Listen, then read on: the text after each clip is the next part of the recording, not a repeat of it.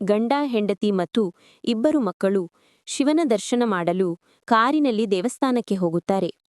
ಬೆಳಗಿನ ಗಾಳಿ ಸುಂದರವಾಗಿತ್ತು. ರಸ್ತೆ ಮೌನವಾಗಿತ್ತು. ದೇವಾಲಯದಲ್ಲಿ ಶಿವಲಿಂಗದ ದರ್ಶನ ಮಾಡಿ ಮಹಾಪೂಜೆ ಮಾಡಿಸಿಕೊಂಡು ಕುಟುಂಬವೆಲ್ಲ ಮನಸ್ಸಿಗೆ ಶಾಂತಿ ತುಂಬಿಕೊಂಡು ಹಿಂದಿರುಗಲು ಕಾರಿನಲ್ಲಿ ಗಾಳಿ ಬಿರುಗಾಳಿಯಾಗಿ ತಿರುಗತೊಡಗುತ್ತದೆ. ಆಕಾಶ ಕತ್ತಲಾಗಿ ಮರಗಳು ಬಾಗುತ್ತಾ ಸೈಕ್ಲೋನ್ನಂತೆ ಬಿರುಗಾಳಿ ಕಾರನ್ನು ಎದುರುಮುಖವಾಗಿ ಹೊಡೆಯಲು ಶುರುಮಾಡುತ್ತದೆ. ಕಾರು ರಸ್ತೆಯ ಮೇಲೆ ನಿಂತೇ ಇರಲಾಗದ ಪರಿಸ್ಥಿತಿ. ಮಕ್ಕಳು ಹೆದರಿ ಹೋಗುತ್ತಾರೆ.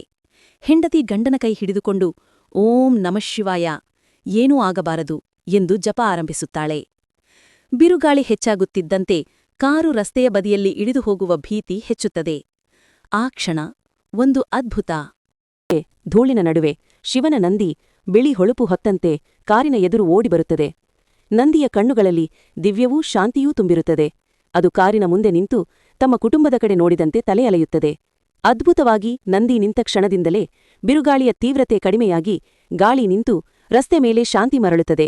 ಗಂಡ ಅದ್ಭುತದಿಂದ ಕಾರಿನ ಗ್ಲಾಸ್ ಮೂಲಕ ನೋಡುವನು. ಮಕ್ಕಳು ಆಶ್ಚರ್ಯದಿಂದ ಭಯ ಮರೆತು ನಂದಿದೇವರೇ ಎಂದು ಕೂಗುತ್ತಾರೆ.